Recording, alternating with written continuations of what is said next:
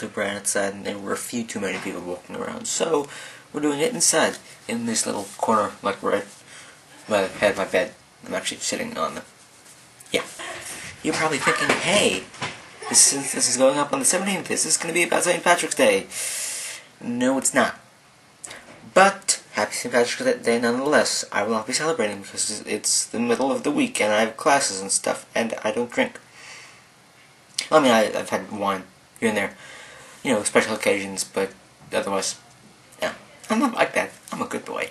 So the topic of this week's video, spaced, or to be specific, McSpaced. Let me explain. Back in the late 90s, Edgar Wright, Simon Pegg, and Jessica Hines created a show on the BBC called Spaced. You can look it up on Wikipedia, linked in the sidebar. It's a pretty good show, full of geeky, nerdy video game, movie references. Lasted roughly 2 seasons, ended in 2001, they took a break in 2000, and let's see, I believe back in 2007 there was talk about an American version, and that more or less flopped because people saw the pilot in 2008. McG had a hand in it, and to say the least, the reaction was... So guess what happened? It disappeared off the face of the earth. Forever.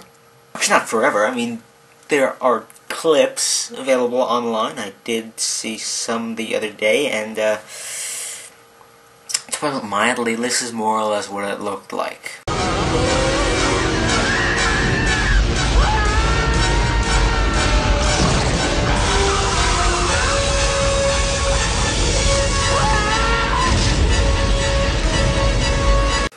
If you want to see those clips, also linked there. So basically, what you could gather is that not all British to American adaptations go so well. I mean, sure, The Office is a hit, I guess, possibly because of the humor. I don't necessarily watch The Office. I haven't seen either the Ricky Gervais version or the Steve Carell version. So, yeah.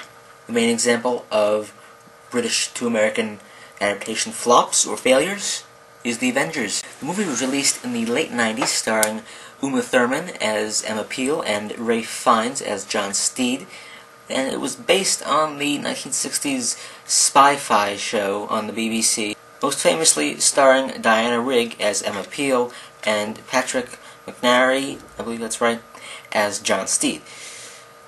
And let's just say the movie didn't do so well. The budget was about $60 million, and they made roughly $23 million and change back, and it got 15% on Rotten Tomatoes. Just wonderful. So what's this mean? What am I trying to say? Let's just say this. American TV networks, please pick and choose wisely what you want to adapt. Remember the Torchwood video from a few weeks back? Let's just hope this isn't as much of a boatload of fail as McSpaced. Quickly onto the comment from last week. Top comment was from Paige Goes to College. Can I just tell you how much I love listening to you talk? Please read to me every day. I can't say I would pay for your efforts, but they would be appreciated. Paige, thank you very much for your compliments and your comments. And I think I'm gonna go, because I have papers and stuff to finish up. I know. It sucks. But it's college. What can you say or do? Because your classes! Yeah. Oh, and you might notice this conveniently placed Scott Pilgrim poster. I'm eagerly anticipating the movie, but I'm more eagerly anticipating the trailer.